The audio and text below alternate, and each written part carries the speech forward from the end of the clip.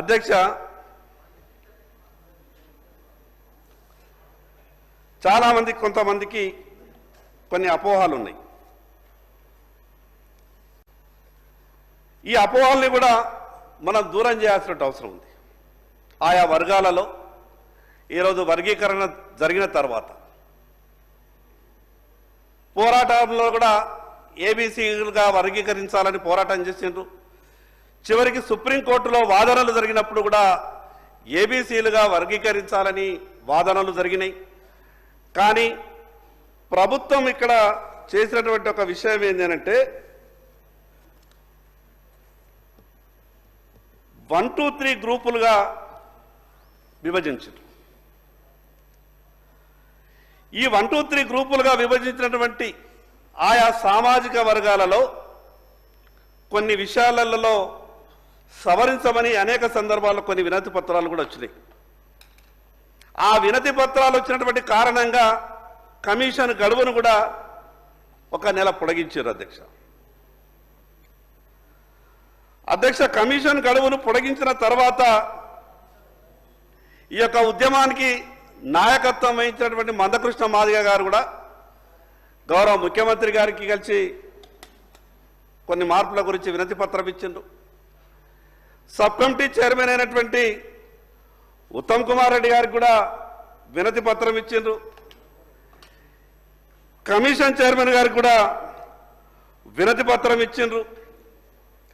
కానీ నెల కమిషన్ గడువు పెంచిన తర్వాత ఆ యొక్క కమిషన్ ఏమి నివేదిక ఇచ్చిందో రెండవసారి అనేది సభలో ఉన్నటువంటి సభ్యులందరికీ, మరి అదేవిధంగా మిగతా పోరాటం చేసినటువంటి ఆ నాయకులకు, ఆయా వర్గాలకు, ఆందోళన వ్యక్తం చేస్తున్నటువంటి వాళ్ళందరితో కూడా ఒక సమావేశం ఏర్పాటు చేసి కమిషన్కు నెల గడువు పెంచిన తర్వాత ఈ రకమైనటువంటి నివేదిక ఇచ్చింది, దీని మీద మీ అభిప్రాయం చెప్పమని అడిగితే కొంత బాగుంటుండే అధ్యక్ష. ఆ విషయంలో కొంత ప్రభుత్వం దృష్టి పెడితే బాగుంటుండే అధ్యక్ష. వాళ్ళందరి కోరిక సహజంగా బీసీలలో ఏబిసిడీలు ఉన్నాయి. కానీ ఈ వర్గీకరణలో గ్రూప్ 1, గ్రూప్ 2, గ్రూప్ 3 అనే మనం అంశాన్ని తెర మీదకి తీసుకొచ్చినాం. అధ్యక్ష, సుప్రీంకోర్టులో వాదనలు కూడా ఏబీసీలుగానే జరిగినాయి. ఏబీసీలుగానే వాదనలు జరిగినాయి కాబట్టి ఆయా వర్గాలకు సంబంధించినటువంటి నాయకులు వాళ్ళు వినతి పత్రాలు ఏమని ఇచ్చినారంటే, మాకు ఈ గ్రూప్ 1, 2, 3 అని కాకుండా ఏబీసీలుగా ఉంటేనే బాగుంటుంది. రేపు సెలక్షన్లో రోస్టర్ పాయింట్లలో ఏబీసీ బదులు గ్రూప్ 1, 2, 3 అని పెడితే అధికారులు కొంత తప్పు చేసేటటువంటి అవకాశం ఉంటుంది. కాబట్టి దాన్ని గ్రూప్ 1, 2, 3లు కాకుండా సుప్రీంకోర్టు తీర్పుకు అనుగుణంగా ఏబీసీలుగానే సవరించాలని ఆ ఉద్యమానికి నాయకత్వం వహించినటువంటి చాలామంది వాళ్ళు వినతి పత్రాలు ఇచ్చిండ్రు. ఆ విషయాన్ని, వాళ్ళ ఆలోచన విధానాన్ని మాత్రమే నేను ప్రభుత్వానికి తెలియజేసే ప్రయత్నం చేస్తున్నా అధ్యక్ష. ఒక్క విషయం గమనించాలి. సహజంగా ఏదైనా పని చేసేటప్పుడు కొంత అటు ఇటు ఉంటుంది. 100% అందరినీ సంతృప్తి పరచలేము, అది ఎవరైనా కావచ్చు. కానీ వర్గీకరణ జరిగినటువంటి ఈ 3 గ్రూపులలో ఉన్న వాళ్ళు కూడా దాదాపు 100 విజ్ఞాపన పత్రాలు ఇచ్చారు, రిప్రజెంటేషన్స్ ఇచ్చారు. ఈ 3 గ్రూప్ 1లో ఉన్నోళ్ళు, గ్రూప్ 2లో ఉన్న వాళ్ళు, గ్రూప్ 3లో ఉన్న వాళ్ళు కూడా కొంత అసంతృప్తిని వ్యక్తం చేస్తున్నారు. మరి అసంతృప్తిని వ్యక్తం చేస్తున్నప్పుడు ఆయా వర్గాలను పిలిచి ఒకసారి దీనికన్నా ముందే ప్రభుత్వం పిలిచి వాళ్ళకు ఉన్నటువంటి కొన్ని విషయాల మీద కూడా చర్చిస్తే బాగుంటుండే అధ్యక్ష. ఈ వర్గీకరణ అందరికీ న్యాయం జరగాలన్న ఆలోచనతోనే ముందుకు సాగింది. మరి అటువంటి సమయంలో ఇది నా వ్యక్తిగతంగా నేను చెప్తున్నటువంటి విషయం కాదు.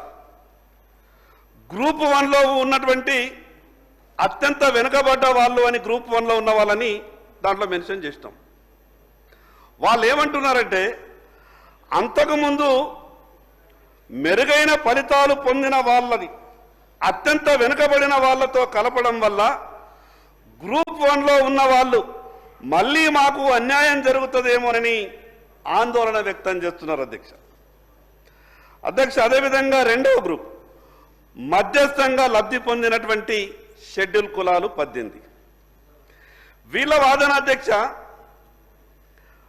మా వెనకబాటుతనం చూడలేదు, మా జనాభా చూడలేదు, ఆ విషయం మీద దృష్టి పెడితే దీంట్లో జరిగింది ఏంది, అత్యంత వెనుకబడ్డ వాళ్లకు 1,71,625 జనాభా ఉంటే 1% ఇచ్చిండ్రు. మరి అదేవిధంగా మెరుగైన ప్రయోజనం పొందిన వాళ్లకు 3,54,000 ఉంటే వాళ్లకు 1% ఇచ్చిండ్రు. మధ్యస్థంగా వెనుకబడ్డ వాళ్లకు 3 గ్రూపులుగా విభజించి వాళ్ళని సరాసరి యావరేజ్గా చేస్తే 3 లక్షలకు 260 లక్షలు లెక్క వస్తున్నది. కానీ 3 లక్షలు అనుకున్నా కూడా మాకు దాదాపు 12% వస్తుండే. ఈ విషయం మీద ప్రభుత్వం మాతోని చర్చ చేస్తే బాగుంటుండే అనేది వాళ్ళ వాదన అధ్యక్ష. కానీ మనం ఇస్తున్నది ఈరోజు 9% కాబట్టి మాకు సంతృప్తిగా లేదనే విధంగా గ్రూప్ 1లో ఎంఆర్పిఎస్ సంబంధించినటువంటి వాళ్ళు కావచ్చు, మిగతా వాళ్ళు కావచ్చు, ప్రభుత్వం దృష్టికి తీసుకొచ్చేటటువంటి ప్రయత్నం చేసిండ్రు.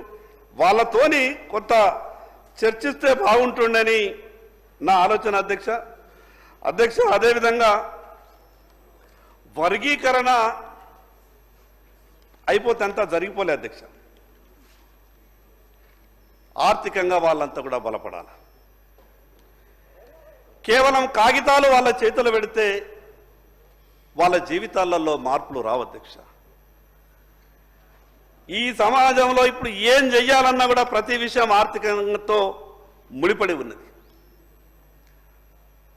చర్చ వర్గీకరణ అయినప్పటికీ రిలేటెడ్ సబ్జెక్ట్ కాబట్టి నేను చెప్పే ప్రయత్నం చేస్తున్నా అధ్యక్ష. ఎస్సీ సప్లాన్ నిధులు ప్రభుత్వాలు ఏవైనా కావచ్చు, ముఖ్యమంత్రులు ఎవరైనా ఉండొచ్చు, అది ఉమ్మడి ఆంధ్రప్రదేశ్ రాష్ట్రంలో ఉన్నప్పుడు కావచ్చు, తెలంగాణ రాష్ట్రం ఏర్పడ్డ తర్వాత కూడా కావచ్చు, చట్టాలు తయారు చేసిన తర్వాత ఆ చట్టంలో పొందుపరిచినటువంటి తప్పు చేసిన వాళ్లకు శిక్షలు కూడా ఆ రకంగానే ఖరారు కావాలా, లేకుంటే చట్టాలకు ఎక్కడ విలువ ఉంటుంది అధ్యక్ష?